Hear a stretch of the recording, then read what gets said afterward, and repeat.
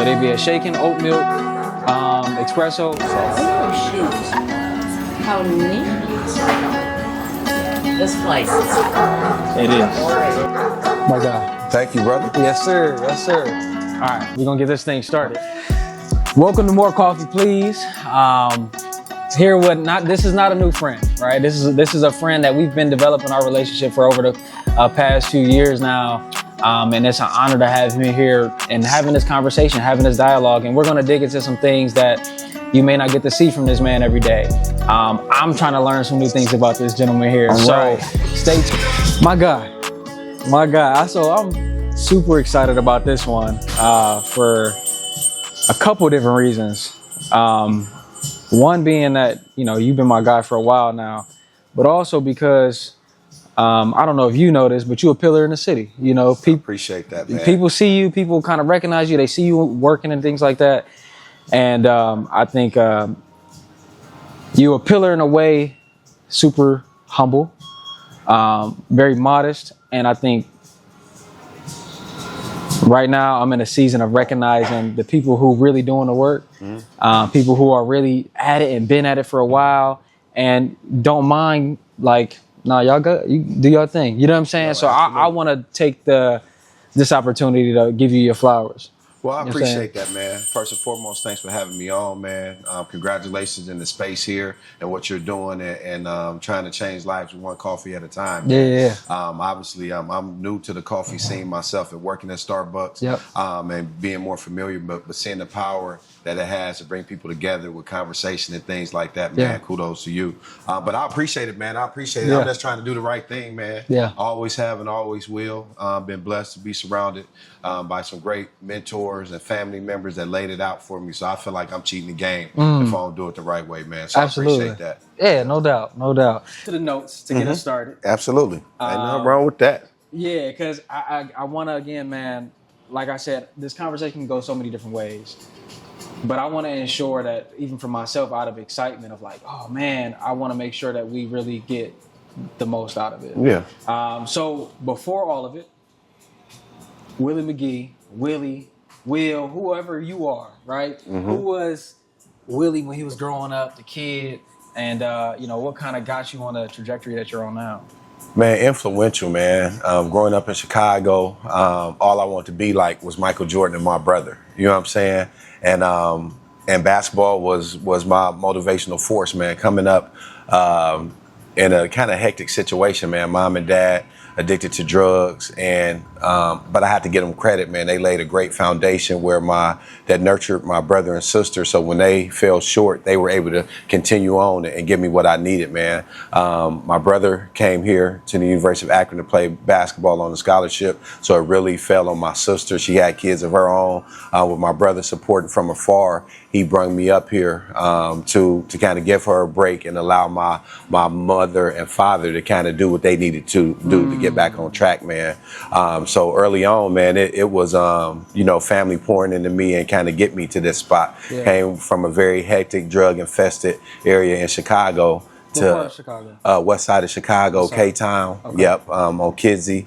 And it was a 360, man, when I came up here, young black professionals, college graduates, college athletes, man. And I was just really exposed to things that I didn't even see on TV at that time, outside of the Cosby Show, the Jefferson, Sanford and Son, Good Times and things like that. That's what I grew up on. So to come in and see college athletes, young professionals, people that enjoyed themselves in the evening but still got up and went to work the next day, man, things like that really changed my life. You know what I'm saying? That's the nuance. Yeah. Oh, absolutely. The things that you can't measure, but you see every day. Yeah. You know what I'm saying? Yeah. And just a focus on academics, man. I came up here behind. I flunked a grade. I was behind in the grade I was currently in third grade. My brother just poured into me, man. I think I had a conversation yesterday, at swimming camp at Firestone. And they like, well, do you know how to swim? I'm like, yeah. When I came up here, man, I went to the Urban League and learned how to swim, and it changed my life, man. Just little things like that,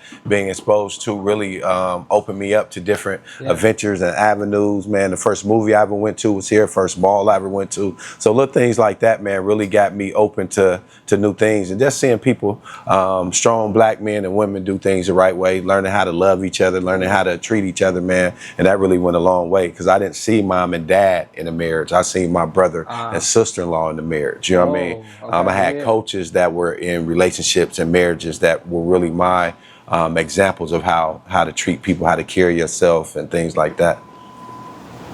For context, what years was this? How old were you when you moved here?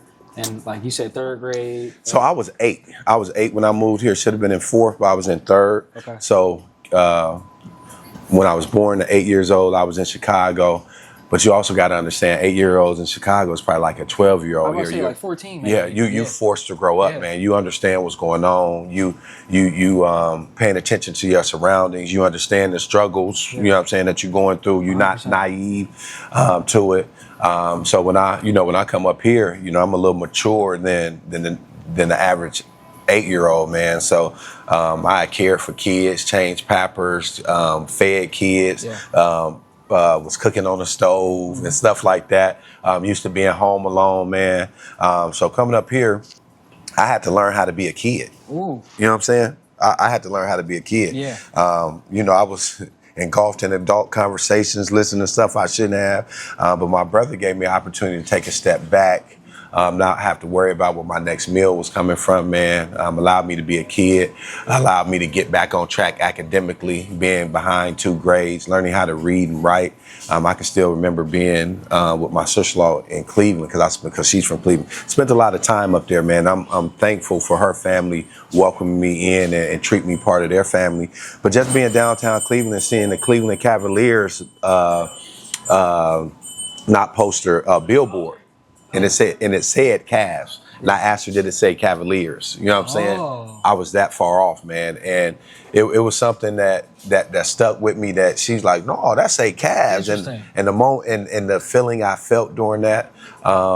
Later that weekend, we go to the Akron Zoo, and my sister-in-law's sister made me read a whole display with her about the lizards, man, and her taking the time and helping me through each word. Little things like that, man, that you'll never forget, that kind of help you identify that I already knew that I was behind academically, but you try and put on a facade and try and give your best effort, but you can't hide it from the adults that care and see. So, them humbling me and letting me know that I need to go to special ed to get back on track, and me understanding what that meant and wanting to keep a persona or be cool, but in reality, I had to humble myself and go get what I needed to get back on track and to really be cool.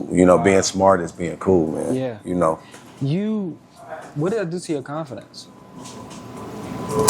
Well, it's twofold when you ask as far as what it did to my confidence. Early on, I didn't have it.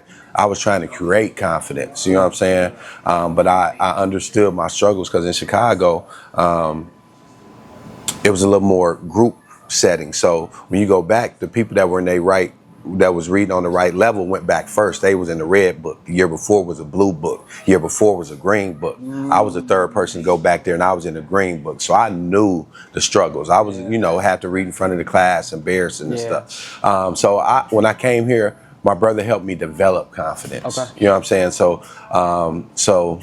that's a legit question. But coming in, I had to understand what it means, even if you behind, still how you carry yourself, how you treat people, putting the work in to gain the confidence to wanting to read in class, or when your name's called, to have the confidence.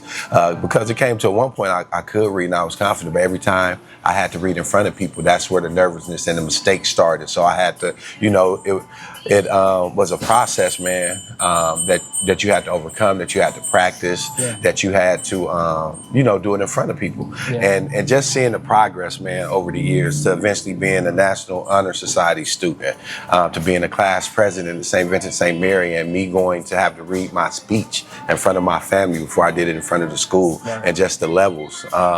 had taken speech class with LeBron, Romeo, Sheon, and Drew, and how hard it was giving a speech, and they in the front row, and we making it hard. So after that, everything else was easy. Yeah. To eventually becoming the athletic director at St. Vincent-St. Mary and have to carry school send-off assemblies and things like that. The growth that, you know, I was able to overcome, man, and just looking back from where I was to where I am now, man, it's just been a process, man. The people that helped me along, held me accountable, and spoke life into me. You know what I mean? I think that's a thing as being a father right now, man, that, you know, that encouragement goes a long way. You know what I mean? And kids look for it. And I don't know if I was that kid that looked for it, but I know when I get it, when I got it, I knew what it did for me. You know what I'm saying? Yeah. So you answered some of these questions over, like, you know, where did you grow up and what did that place put in you? You kind of answered that already, and I think that's beautiful. And I didn't know that you were born in Chicago. Yeah. I didn't know that, and that's especially so. Like you said, the 8 seems young, but like you said, when you grow up in certain spaces, because the same thing happened to me here in Akron, where when you grow up in certain spaces in certain environments, 8 is not 8. Right. Oh, you know absolutely. What I mean? So coming here as an 8-year-old was coming here with a certain awareness of things that, you know, maturity to a point where, even for myself, if I reflect on it, you know, I raised my 3 brothers. Yeah. You know what I'm saying? Like, I look at them as like my first kids. Oh, absolutely. Like you said, changing the diapers and things like that was a huge deal. So to stick to the script, right? I want to go to you. You talked about high school. When did you meet? When you got to high school? When did you start to come into yourself?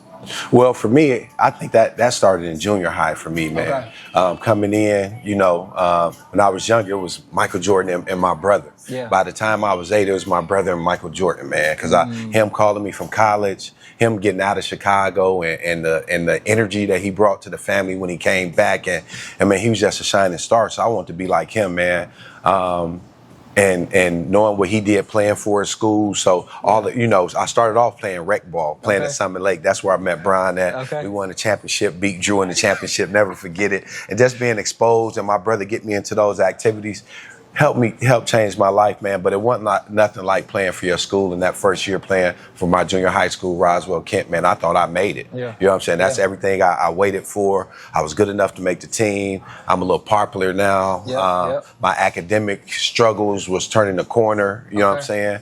I tested out of special ed and going into regular classes. So I'm feeling myself. Absolutely. You know what I mean? But I would say that's the time I started to realize, man, early on, you don't get to write the pages in your book. Absolutely. But at some point you have a say in what's being written and how it's being written and how you treating people. And I think that's the point in my life I started to realize, man, it was more than just basketball. What type of person were you? How are you treating people? How are people perceiving you? Yeah.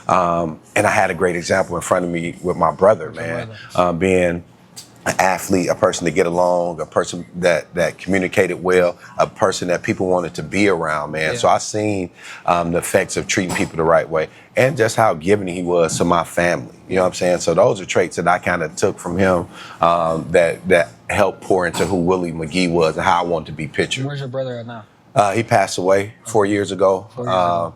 And, you know, my blueprint in life, man, it's just as you grow. So I was the youngest.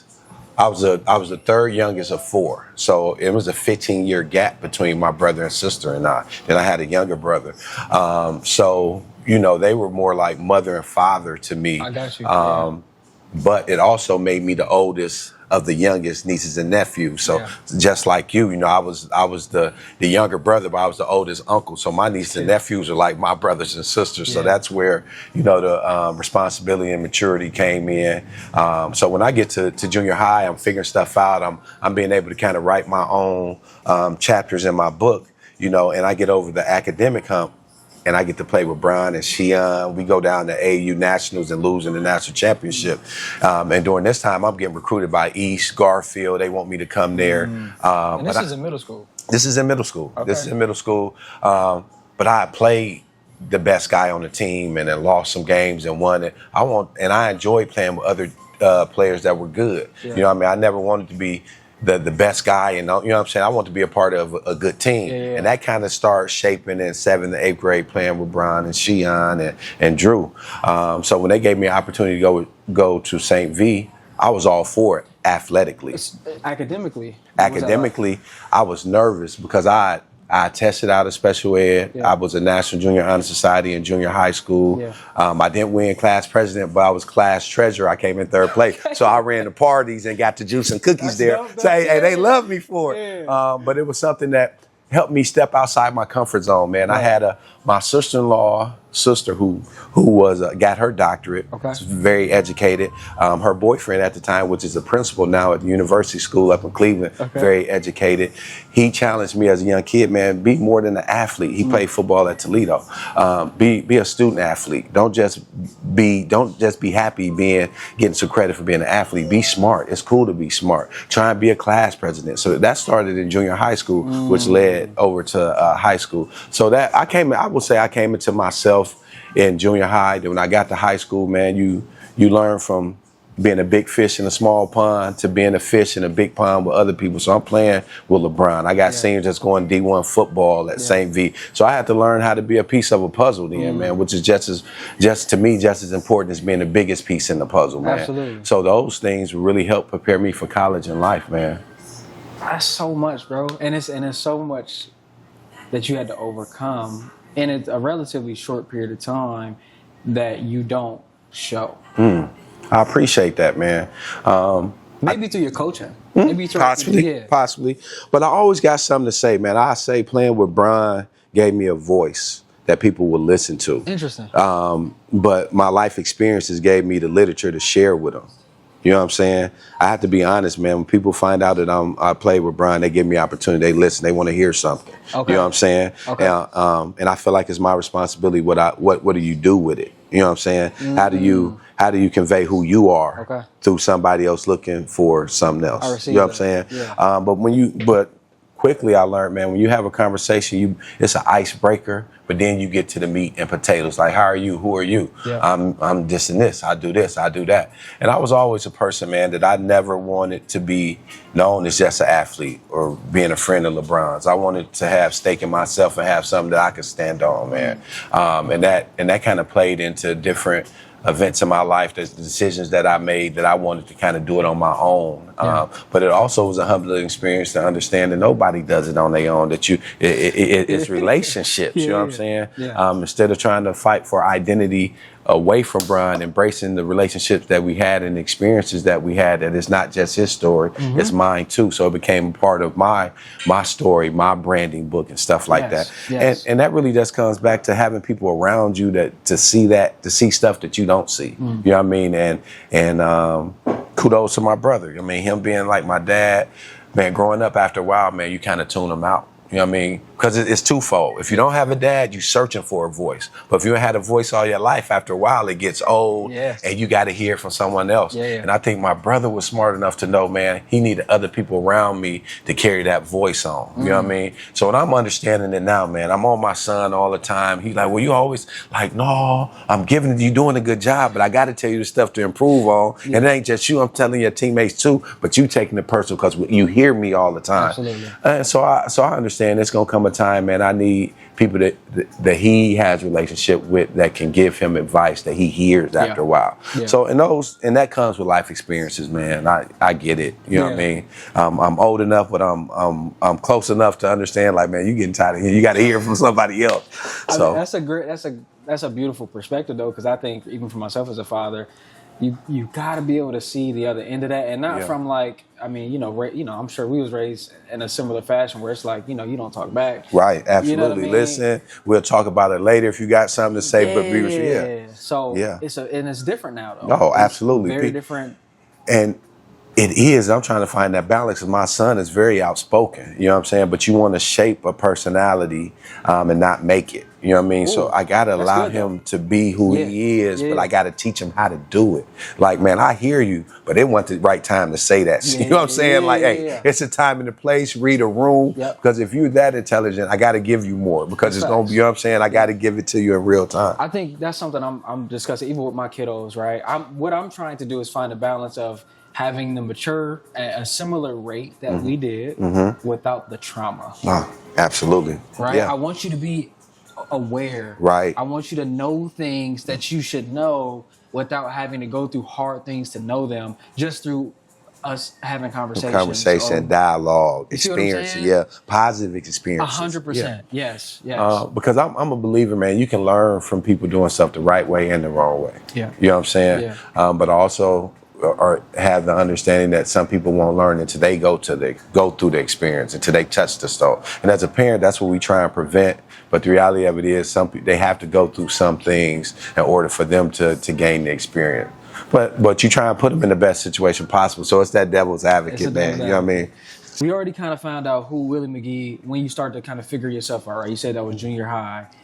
I like this question.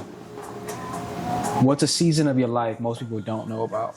And that's interesting, man, because playing with LeBron and being part of the movies and stuff like that, I've shared a lot. You know what I mean? So a lot of people come up to me very familiar, man. But I'll probably say this outside of the people that's close to me, and or the family, probably this last season of growing up in the losses, my brother, my uncle, my niece, and things like that, man. My mother more than 10 years ago. But as you get older, man, you lose more people, man. And I would You're not old, bro. Oh, I ain't saying I'm older, but I ain't old yet. But as you get older, man, you got to understand other people are too, and family members are, and just I guess the self-awareness, man, going through it first with my mom being young, sitting back and observing how people handled themselves, how they carried themselves, how they handled the business.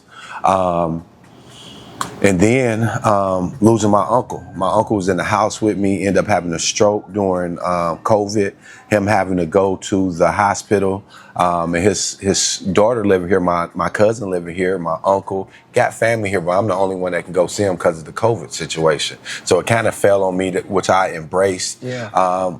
You know, but after a while, machines was carrying him, so they decided to let him go. Going through that process, then my brother, witnessing that, being more a part of the process of getting stuff done, instead of sitting back. Now I'm a part of it. Now I'm one of the older ones. Got to make sure the younger ones are okay. Help processing stuff, and then my niece, man, which was it's one thing to have older family members pass, but when you have somebody younger, it's like, they got cheated. They ain't had the opportunity, you know what I mean? So that hit different, man. And then being there for my sister and my brother not there. So I think this phase of my life is new. It is obviously new. First time going through these things, but it's almost scary. I'm getting more familiar, knowing how to handle, having other friends or family members go through these issues, and me being a mentor for them and helping them, man. Yeah. So that circle of life is funny, man. When you come from being the student to being the teacher, you know what I mean, to being in a blessed situation to be able to financially help my sister through with my niece loss and them not being in the place, and just being able to help whatever I could, you know what I'm saying? And just being in a different role in the family, man, you know what I'm saying? So in this stage of my life, I think it's new. I don't think it's stuff that I've shared or talked about outside of the friend and family zone. And just trying to get myself together, bro. You know what I'm saying? Being married now, having a family, like you said, not allowing that trauma to roll over to my kids now, and trying to have a grip, but also having a firm understanding, like, man, you got to have time to grieve and relax and pause too. So just being more self-aware, the wisdom starting to kick in now. If you know better, do better type shit. You know what I mean? Right. So that's the phase I'm in right now. And I'm able to talk to people, whereas when I was younger, like, man, I think this right now. I can tell you I know it's right because I had been through it. You know what I mean? Yeah. So it sounds like you stepping into a space in your life where you are, you've done it. And I think we have moments. And I what I would say is, what I learned in the military is, if you want to go somewhere, act like you belong in that space. Act like you've been there for absolutely. So like, if you want a promotion, you need to start taking on the responsibilities before you get it. You know what I mean? Yeah. And so and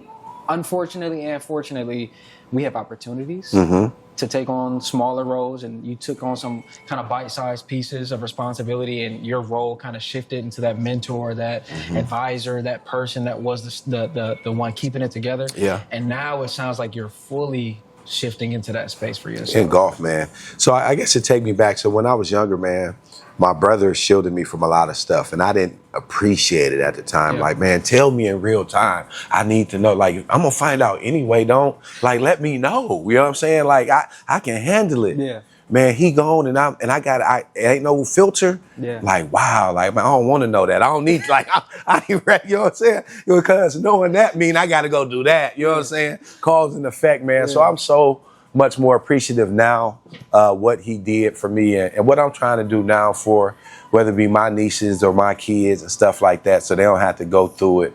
But just embracing it, man. I asked for this role, and I'm here now, and just understanding what goes along with it, and having some of the hard conversations. You know what I'm saying? Yeah. As you grow, man, I think that is the next level of being there for somebody. You know, loving them enough to confront. You know what I'm saying? Which is not easy all the time because the reality of it is like, man, make your own decision. I'm here to help if you know, but if I can help at all, because after a while, as a kid, you giving it to them. As adults, you listening and allowing people to live their life. You know what I'm saying? But if for somebody that cares about somebody, like, don't do that, man, or slow down before you make that decision. So you don't have to go. You know what I mean? You still trying to help the ones you love. So that's the season I'm in now that you don't talk much about outside of your friends and family, or that hasn't been recorded yet. But blessed enough to have friends that are on that same level. I'm blessed enough to have a group of friends from high school, Brian, Shion, Romeo, Frankie, Brandon, that's in the group chat that we brothers. I go on to college and go to a college that I didn't want to go to, but that's the only scholarship I had, and I got to go to school. And I get through it, and it's in Fairmont, West Virginia, and I make some of the best friends I ever have. I have another group chat with a group of friends that's like my brothers and very like-minded.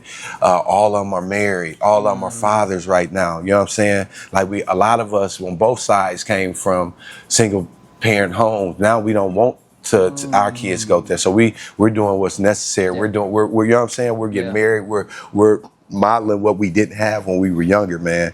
And I got friends that's holding me accountable. You know what I'm saying? That like, hey, I made it. I did this because I was upset. Why? He ain't do nothing to you. You mad at her. You know what I'm saying? Like, you right. You know what I'm saying? That accountability piece. And, you know, I'm appreciative of that. And it just kind of showed me that, man, I made some right decisions when I was younger, man. 'Cause some of the friends that I have now that are still there supporting me and doing well. I was, you know, a good judge of character and stuff like that, man. And, you know, when you're in the moment, man, I'm talking to my kid, like, he getting ready for kindergarten, man. I tell him, like, man, there's like 3 type of kids that you gonna meet. You know what I'm saying? You got smart. You got the ones that's trying to be funny, and you know what I'm saying? Then you got the ones that's bad. You know what I'm saying? Like, you got to choose, you know what I'm saying? Well, who you hang out with? I was the one that's kind of cool, kind of funny. But I tell you, the coolest, the funnest ones was the bad ones. You know what I'm saying? But them the ones I shouldn't have been with. You got to learn, you know what I'm saying? You got to pick and choose. You know, it's cool to be smart. You know what I mean? It's cool to be cool. You know what I'm saying? You don't got to be bad to get to the attention that they, you know what I'm saying? So, you know, that's having those dialogues with them that hopefully that can build on something. I tell my kids all the time. So I do a couple things. Anytime they go to school, you know, right now, obviously, like, their mother has them for the school year and stuff like that. But even now, if I talk to them before school, and then when I was in the house with them full time, I tell them, be bright, be bold, be an example. Right? Be bold, be an example. When you go into that school, I understand you're going to make friends. And I understand that's cool. I said, however, be an example. Yes. Right? Because somebody leading somebody. Right. Absolutely. Don't be the one that's being led off the cliff. Absolutely. Right? Absolutely. And then also, like, my kids are so intelligent. I'm like, yo, look. It's okay to be a nerd. No, absolutely. Y'all the coolest nerds I know. Absolutely. Y'all all smarter than me. Absolutely. You know? Absolutely. That's dope. You know, that's dope. Being a good person, being smart is good. Like, and don't let nobody tell you it's not. You know what I'm saying? And just trying to build some individuals that got that has the confidence in themselves so they're not led down the right 1000%. road. You know what I'm saying? And that's the goal, man. You know what I mean? No matter what you do and you're doing it the right way, and you know what I'm saying? I'm happy for you. You know what I'm saying? I just know the value of sports, which helped me that I'm trying to give you. But if you tell me you want to go play piano, if you have a piano in about 6 months to a year, but we gonna have lessons in 2 weeks. You know what I'm saying? Yeah. Whatever you need to nurture you, and you taking care of your business, then we gonna pour into it, Absolutely. man. You know what I mean? I want to go back to something that you said. You talked about how you shape a kid, not make a kid, or their personality rather. And I think the beautiful part about it, the coach to coach, right? I say Coach John Wooden is somebody that I've revered in that industry for a long time. But it's about taking the raw material that already exists. Yeah. And you don't have to necessarily make anything with that raw material. Absolutely not. You just guide it toward wherever it's going to fit, the mold that it's going to sit in. Yeah. You just guide it. Yeah. Right. And I think as coaches, knowing that, because I think both of us, we could probably reflect on sports. Like I wrestled, so I can think back to male figures in my life, and most of them were coaches. Right. Right. Yeah. I had football coaches, I had wrestling coaches, I had track coaches. I'm like, or I was like, now that I reflect, because I actually had it right in school. I took a coaching class, right, and one of the papers we had to write was you had to assess someone in the past, and you had to assess like their impact on your life. And I realized the coaches that I loved may have not been the best coaches. Right? The most I impact. liked them as people. I liked like the banter that we may have had. But as a coach myself now, I'm like, they may not have been the best. you dropped the ball when it came to certain things. Yeah. You know what I mean? And that was good for me to see that, because then it took the rose colored, tinted glasses off, and it was like, oh, I can look at you as a man now. Right. And that's a hard thing to do as a kid. You know what I'm saying? To understand what another person is going through in regard as opposed to what you should be doing. Like, man, you should be giving me everything today because you the coach, not knowing you got 2 kids can barely feed, but you making the time because one of them on this team, and you give them, you know what I'm saying? Yes. But I love you for it, but you ain't giving me everything you need, but you giving me what you can give me. You know what I'm saying? So that I get it. I absolutely, and that's hard realities from coaching and parenting, man. But I agree with you, man. And I think being an athlete and being a former coach helped me realize that too with my kids. Like, man, I'm not trying to make you into who I want you to be. I want to see who you are, what's your passion at, and lead you that way, man. I'm gonna give you some foundational stuff that I think is transferable, that can go into anything that you do. You know what I'm saying? Being a part of the team, showing up, not quitting, learning how to talk to people, those transferable. But now if you want to do it something else, we're gonna explore it, man. But those are things as parents that you know from your past experience, but you don't think about until you're a parent when you got to implement it. You know what I'm saying? So just like, man, what the kids doing for summer? We got to find some camps. Or we got to get them some summer clothes. You know what I mean? Stuff like you don't think about until you get in it. Now this routine, this you know what I mean? Because this what was done for me. This what I know. You know what I mean? So and just being so much to so many, man. You know what I'm saying? I'm a husband. That's good. I'm a father. I'm a son. I'm a brother. I'm a friend. I'm a community involved guy that, you know what I mean, that I'm blessed to have family that understand my passion to help other people, to sacrifice some of their time to allow me to pour in other people, man, which I'm thankful for. And just, some things that's routinely in you that you don't necessarily know that you're doing, man. All the shit that I was doing and helping people and stuff like that, man, honestly, I did it because I seen my brother do it. It's routine. I didn't think twice about it. I'm very, I've always watched more than I spoke. But I had, when my uncle was living with me, man, he's like, you're going to be blessed. Like, what you talking about? Like, all the stuff you do, I know you did all this. Man, you treat other people right, people going to treat you right. And I never had no premeditation. It's just what I knew. Yeah. But with him saying that and me just looking at stuff and how blessed I am and how blessings come over me. You know what I'm saying? You know what I mean? Like, I don't have any explanation to that outside of aligning what he said. I mean, me being good to other people, man, and keeping the other stuff away, man. Yeah. And I think when you work in that element and move with a purpose, I think that's a very big difference in just being out in the world and trying to figure it out. in that space, and because I mean, what I'm hearing, you have kind of been on a certain trajectory for a long time, right? Not even anything that you did intentionally. No, you're right. What have you had to let go of? Or have you had to let go of anything? And then what was that thing that you had to let go of as you've been trying to elevate and move forward in your life? That's a good question, man. And off top, I'll say I had to let go of some things. In order to grow, you have to mature and not do some things that you did before that you learned from. You know what I'm saying? What those things are off top, I don't know. I couldn't tell you off top one in particular thing outside of moving with purpose, being intentional, you know what I mean, and things like that. I think when you're younger, you're trying to figure stuff out, not naive, but open to trying and seeing different things so you can learn, you know what I'm saying? I think after a while, you get to an age where you have an understanding of what you want, what you need, how to get it, you know what I'm saying? So you're moving differently, you're moving with purpose. And then after a while, you're blessed enough to get a family. You understand the decisions that you make don't just affect you, it affects a whole house. You know what I mean? You make one bad decision, be unfaithful one time, you can mess up a thing, you can mess up your life and other people's lives. You know what I'm saying? Absolutely. So you got to be intentional in the decisions you make, the actions that you do.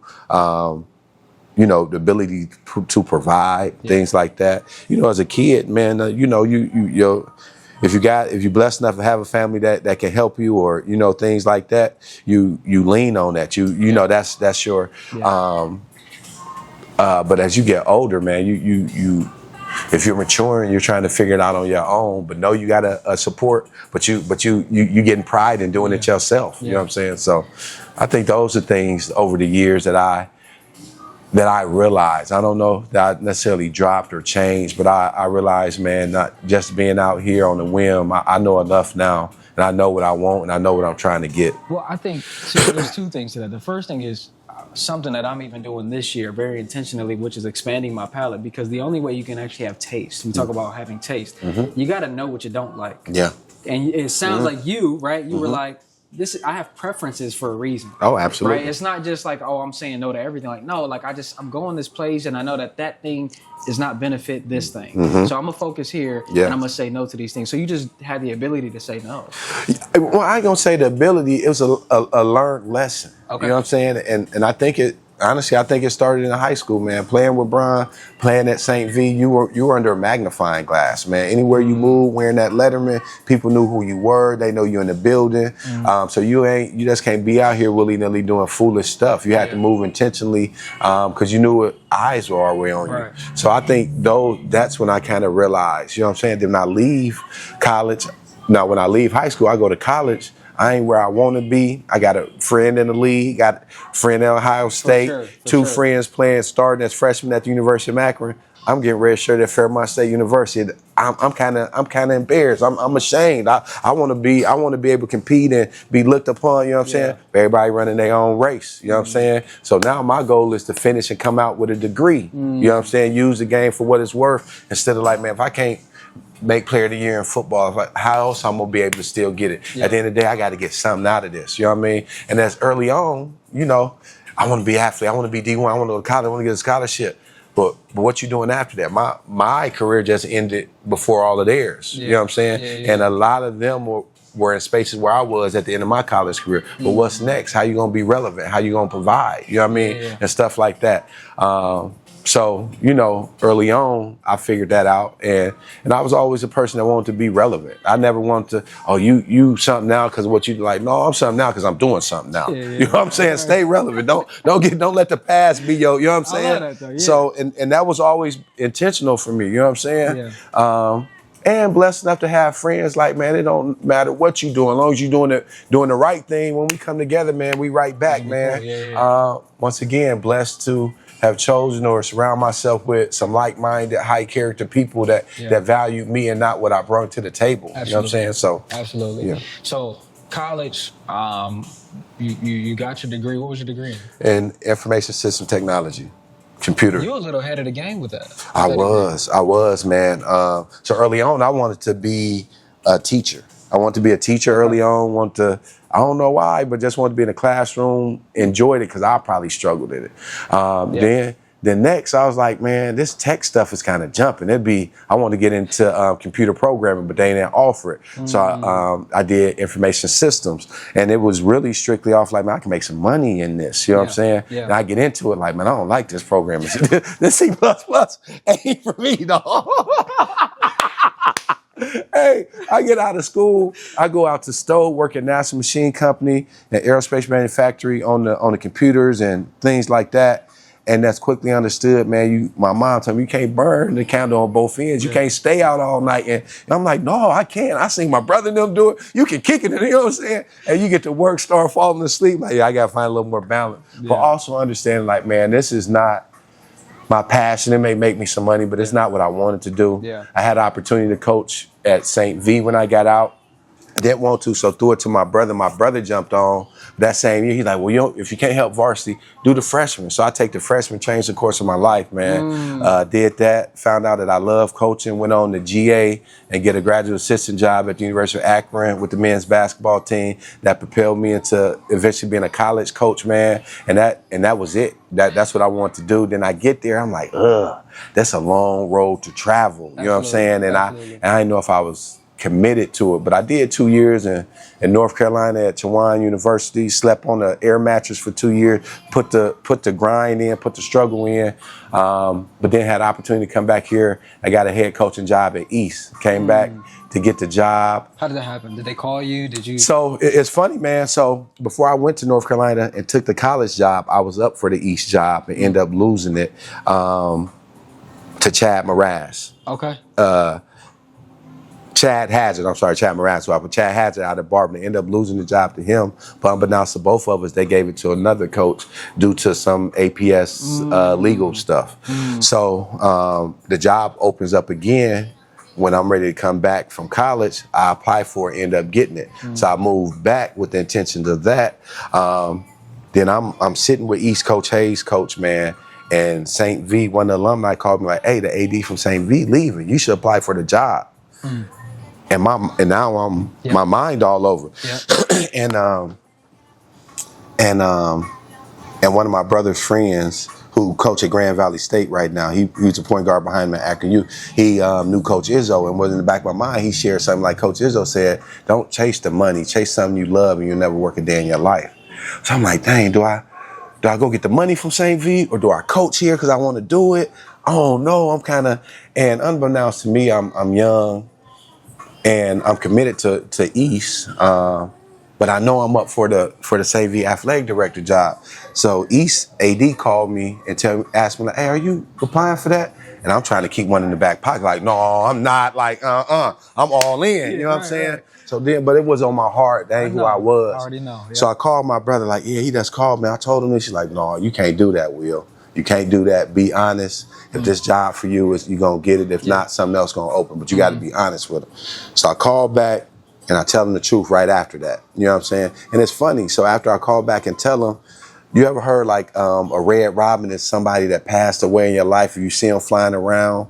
So I'm on the phone and I tell the AD this and he like, man, thanks for being honest. I heard it. But unfortunately, man, we got to commit to our kids. If you're going to take that job, then we got to part ways now so we can get these kids a coach so they'll be ready for the school year because we running behind. It's summertime. Like, man, I respect that. You got to do what you got to do. Cool. So after that, I'm walking on faith. I don't got no job. Hopefully I get this AD job. But I'm sitting in my brother's house and a red robin just fly on the fence. No lie.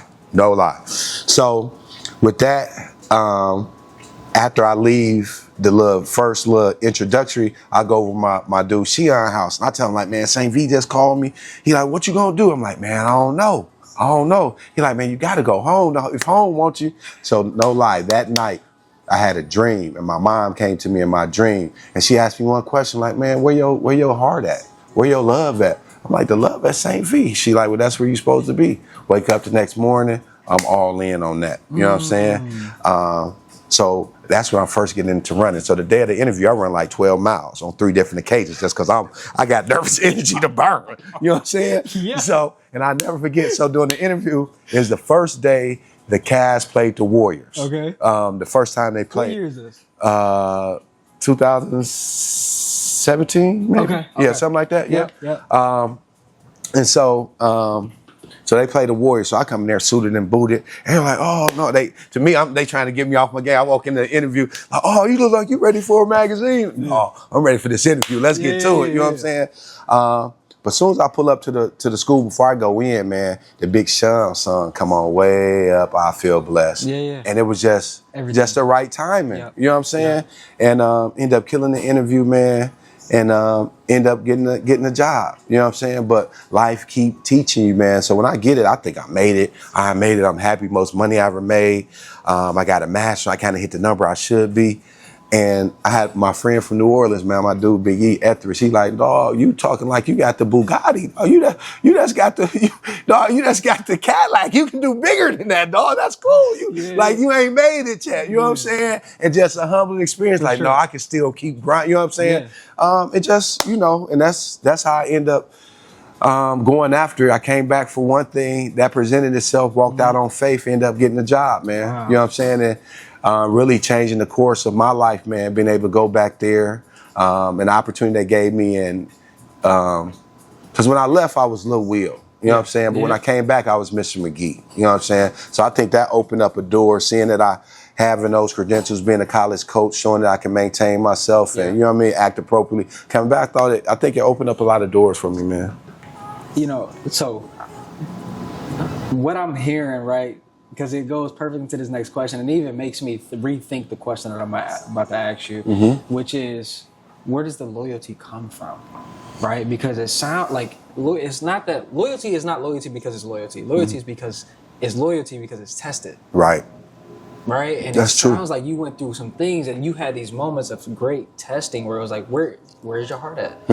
Right? Who are you going to be loyal to? I would say something that I never had, which I appreciate you sharing, which is like Shion being like, yo, like, if home call, you got to go home. I've never had anybody from Akron. If anything, most of the people in my circle have been like, yo, run, get away from it. Run, go. Yeah. I've been the one like, no, like, I'm going to go home after I did all my traveling around the world, and I'm going to bring everything I got back. Yeah. Right? Yeah. But I think that is such a beautiful thing for somebody, and not on some like come home to party, come home to build. Yeah, absolutely. Right. And the blessing that came from that, man, I come home, get that job. I get nominated for the Be Me Award, which is a award that celebrates Black men that's doing stuff in their community already under the Barack Obama Be Me initiative. So I got $10,000 to start a nonprofit organization, which ended up being a Dale program that I named after my mother, which is an acronym for Discipline, Athletics, Leadership, and Education, which I felt like were the pillars that got me to where I was, man. And just speaking to like, man, coming back and things opening up for me, man. I came back for one reason, but this is what presented itself. But back to the question, loyalty, man. I think I had a good example of it, man. Okay. I think my brother had some good friends that were genuine, that cared for each other, like I end up eventually having. And I think I seen what loyalty looked like. You know what I'm saying? Being present, helping people move, celebrating people's kids, you know what I'm saying? Being there when they needed them in hard situations. That's what I felt like loyalty looked like. Yeah. So when I was looking for friends, engaging in friends, that's what I expected. And I was blessed enough to find that in my group of friends here and my group of friends there. But that comes in a lot of different ways, man. Being there for you, telling you no sometime, holding you accountable. So that looks different in a lot of different ways, man. And just people that's being there celebrating with you, man, at different moments in your life and milestones. People being there doing some of the hardest times. Because for me, man, I can never forget when my brother passed and Romeo coming over, him being one of my first friend to be there and, you know what I mean, to nurture what I needed and help and, you know what I'm saying, to my mother passing away and Romeo, Drew, and Brian support me financially because I couldn't help my brother. All that fell on my older brother and he had to shoulder all that because my mom didn't have no financial plan or nothing, man. And Romeo asking, did I need help, man? Anything you can do to help, you know what I mean? Everything Drew gave, I gave to my brother. I'm at my mother's funeral. Brian asked I need help. Like, man, anything you can do, help my cool. You know what I'm saying? We in the limo leaving. He put a bag in my, you know what I'm saying? I give it to my sister. You know what I'm saying? Just blessings like that bestowed upon me. Like, you know what I mean? Yeah. And I can't tell you that's what loyalty look like because they ain't have to do that. But I appreciate that. You know what I'm saying? Yeah. And so that gives me an opportunity to bless others, to pass it along, or to be there when they need me, man. So I just had examples, man, and I've never been a person not to pay attention, man. When I ain't had nothing, I had sense. Do you think, and I guess I'm trying to work this out for myself, is loyalty circumstantial? No, what do you mean? What is circumstantial? What is that exactly? So if we play for the same team, I'm loyal to this team. But if somebody hired me to go for their team, I'll be loyal to that team, right? That's circumstances. The circumstances that apply, meaning that if I'm under this umbrella will protect me. You have friends. There's no emblem on your friendship. Okay, now yes, I do think loyalty at times is circumstantial, because if we're friends and we're playing on this team and it's business and you making $5 million here, but they're gonna go pay you 10 over there, by all means go get that 10. You know what I mean? And then in that move, you got to be loyal to that team. Yeah. That it's a switch. Okay, we back on it. So yeah, I do think it definitely can be, but I also think it's situational, man. I think depending on the person, some people get put in situations where their loyalty is tested. They can't be loyal to two. You know what I'm saying? Yeah. But in reality of it, having a conversation with a person like, man, I can't be in this situation. I need to make this decision for this, and this. Not that I'm not being loyal, but this is what's going on. And the ability to have a friend that you can share that with, and a friend that can understand that and accept that. Loyalty look different in a lot of different ways, man. Yeah. And it doesn't always have to be a yes and support. Sometimes it can be a no, and this is why. Yes. You know what I'm saying? I think the reason I want to ask is just because I think as people, especially, you know, me, I'm actually trying to change the culture in Akron. There's a lot of things that I'm seeing, and I'm like, I think we could do better. I commend you for that, man. A lot of people see it and walk right over it, man. A lot of people don't take that initiative. Yeah. But you know what? Being that we're from Akron, I think there's a level of Akron is different. The Midwest is a little different. I would agree. Right? We've been around. Yeah, right? I would agree. It's different in terms of how we care about our city. It's just a different feeling. A workman-like attitude. We didn't put a little more sweat equity in it, so we value it a little bit more. You know what I'm saying? The South, a lot of people did a lot of stuff for them down there, and now, you know what I'm saying? The West, it was a boom. They had money. You know what I'm saying? It was a little different here. Yeah, I get it. Yeah, I think. And the reason I'm saying that is because we are a melting pot as well. Oh, absolutely. And I think it's important that when you start to understand what loyalty looks like, what does that look like on a grander scale? I love how you put it, right? If we're on the same team, we're on the same team, but you still my friend. Right. Just like if we box. Yeah. You the homie. Yeah. But when we get in this ring, we got to get to it. Tighten you up. This ain't personal, it's business. You know what I'm saying? And we're going to act as such. And then when we get done, we go smoke a cigar, we're going to go celebrate together, win, lose, or draw. Right. And so I think that's it. I just wanted to kind of touch on that real quick because I thought that was an interesting. Oh, absolutely. Especially being men in this day and age, man. So I got two last questions for you. All right. The first one is, what does legacy mean to you? It means a lot, man. And I think it started with my brother.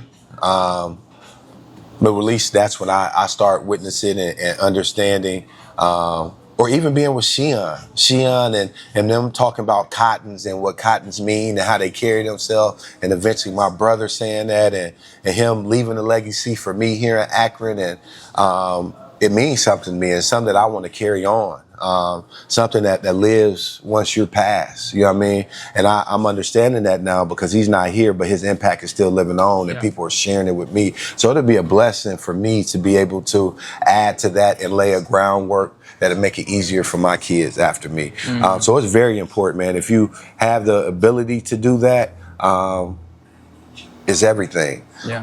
But it looks different. You know, sometimes some is monetarily, some, you know what I mean? If you can give that, absolutely. But some is relationships built that's going to make it easier for your younger ones later. Now, obviously, you want it to be both and even more. But it means a lot to me, man. I think my brother started something that I want to continue.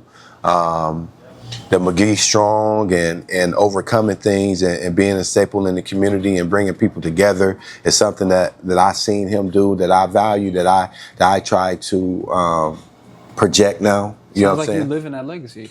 I am. I'm trying, man. I don't know if I can say it right now. I think it's some things that you see after a while. Yeah. But no, it's important to me, man. I had somebody to start it, and I want to continue it. You know what I mean? Absolutely. Yeah. That's. I think that's beautiful because I think sometimes we attach legacies to something, right? Yeah. You more so talked about a mindset, Yeah. a way of living, A way of living, the way to interact with people. Absolutely. Yeah. And understanding decisions that you make affect your legacy and the people around you. Yeah. Yeah. Now, last question for you. What's something that you want people to see that they never get to? Something I want people to see. Yeah, is that it, they or never is get there to. anything? Or are you just kind of like, you know? I think I project what I want to give, man. I don't think everybody deserves everything. You know what I'm saying? Yeah. I think some spaces are reserved, or the true me, the whole me, is it friends and family when I'm comfortable. Yeah. I think I've always been intentional, not trying to give people too much or allow them to not necessarily see the real me or to see the effect that they have on me. I've always tried to be calm, cool, and collective. But something that people don't know that I think that I want them to know. That's a great question, man. I want them to know the type of person I am. Hungry but humble. That I'm a God-fearing man. That I'm a family man. But I ain't no punk. Don't push me. You know what I'm saying? For real. I'm gonna protect my family and friends. Yeah. But I ain't here for that, man. Yeah. I ain't trying to be right. I'm trying to be happy. Absolutely. You know what I'm saying? Absolutely. Trying to create memories that'll last a lifetime with my family, man. Trying to go to new places, make new friends, man. Yeah. And that's trying to be present in the moment, man. Absolutely. I ain't trying to think about tomorrow. I ain't worrying about what already happened. Absolutely. Man, Absolutely. understanding being present in the moment is valuable, man. So I think early we always chasing something, trying to be who we want to be. But at some point, we got to be happy where we at. That's incredible. Yeah. I appreciate that. Absolutely, man. Thank you. I appreciate the time you're taking with us, man. It's like I said, it's an honor to have you here, bro. And me being fresh back in Akron and being able to just jump into with my people and the love, it's been incredible. So I appreciate you. Man, the pleasure's mine. Keep doing what you're doing. Anything I can do to help, please let me know, bro. Man, you're doing it right now. Yeah, appreciate it.